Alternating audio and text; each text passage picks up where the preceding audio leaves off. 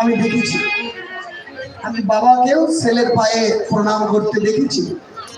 আমার বন্ধু যখন বৃন্দাবন থেকে আসলেন, তার বাবা তার ঠাকুমা সবাই ঘটিতে করে জল নিয়ে আসে। শাস্ত্রে কথিত আছে যে বৃন্দাবন থেকে যদি কেউ আসে, জল দিয়ে যদি তার চরণ ধোয়াইয়ে দেওয়া যায়, তাহলে বৃন্দাবনে গেলে যা হয় তার চরণ ধরলেই সেটা পাওয়া যায়।